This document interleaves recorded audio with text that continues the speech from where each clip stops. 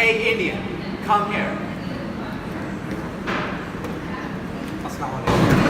Hello. Have some tea with me, a very British drink to have. Speaking of tea, this is some very fine china. It must be homemade or something, right? No, we made it in our factories back home.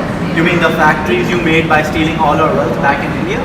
No, we made the factories because we had inclusive institutions and because we actually invested in developing those industries and because our people researched on it. Not because इन लोगों ने inclusive institutions रोकी थी हमारे मुल्क में. No, we did not stop our institutions. We built them ourselves. We had the glorious revolution. But the Mughal emperor, The Mughal emperor did not give you any rights. We let our people be free and do whatever they you wanted. enslaved us. They had property rights. They had patents. They could invent You whatever stole they our wanted. property. No, we did not steal your property at all. You gave us raw material for God, and that might have helped a bit. A bit. You know, I will tell you why exactly the British got the Industrial Revolution before the rest of the world.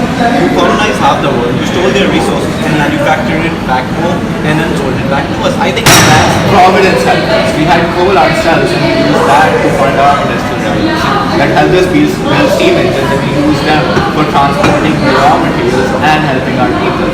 And other than that, we implemented trade policies, trade liberalization policies. and you restricted trade policies back home in India. You Because just from selling you could not compete with us. We had factories mass producing goods on a large scale, and your hand looms could not compete at all.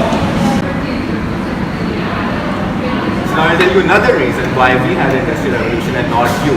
So there's an advantage to not having your streets crawling with people, and that is that actually our labor was much more expensive. So that meant that coal and fuel incentivized us to invest in machinery because that was much faster.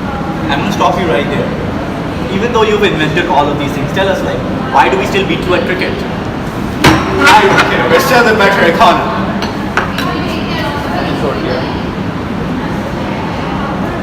That's how Indians retreat.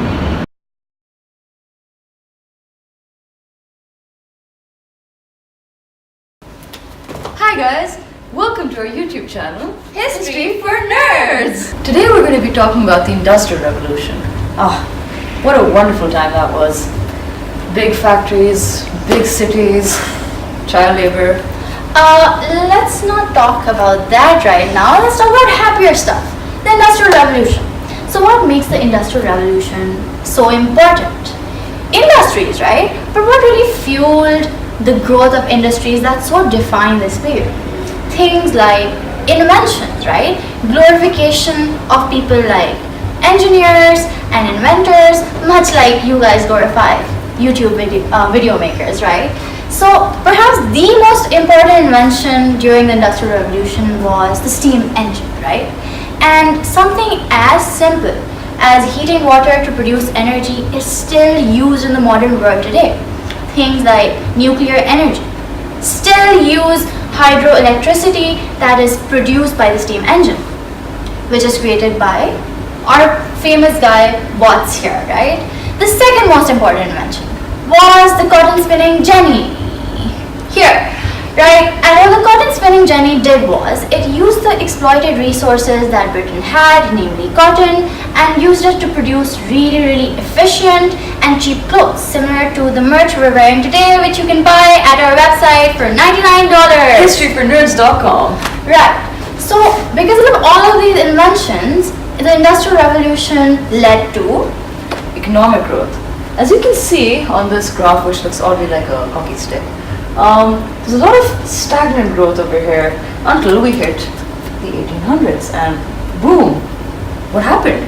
The Industrial Revolution.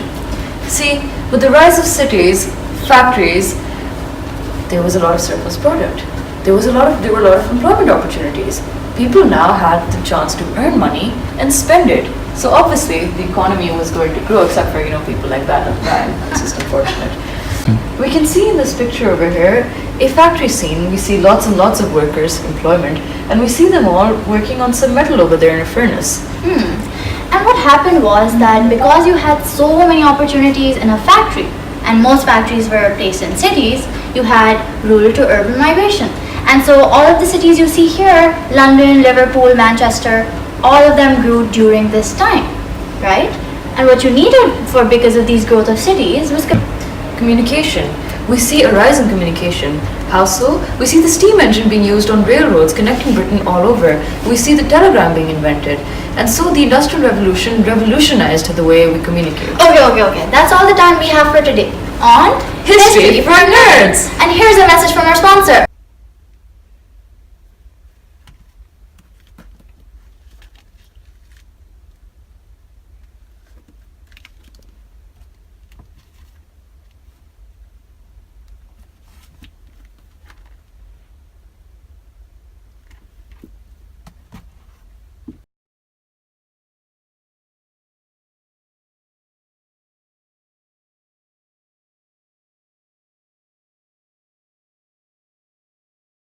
As we see factories coming on the rise in Britain, we also saw a further deterioration of worker rights.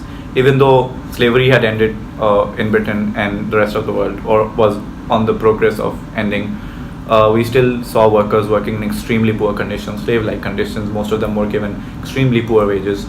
Children were employed en masse. They were barely given any living wages. These people were made to live in extremely small, shabby housing near the factories. A lot of the time it was just extremely congested trenches at best.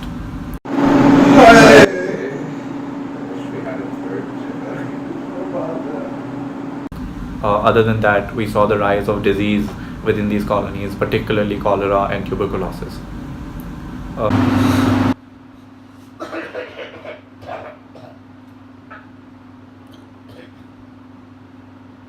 Moving even further, with factories coming about in most of Britain and later Europe, we saw pollution coming on the rise, with coal being the primary raw material, coal being the primary raw material that was being used, that created pollution even more. And then moving even further, the wage gap increased much larger than it previously had. We saw rich factory owners acquiring a lot of wealth. We saw the rise of the industrial worker who was living under extremely poor conditions and was extremely poor and could barely sustain themselves as compared to the factory owners and the owners of wealth.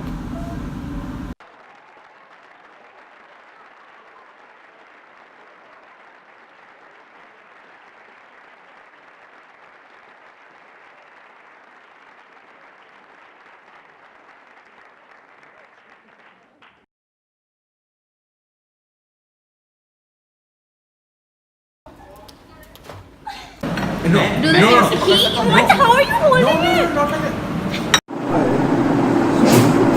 To having less people compared to India, where it's full of so many people that you can't even move in the streets without bumping.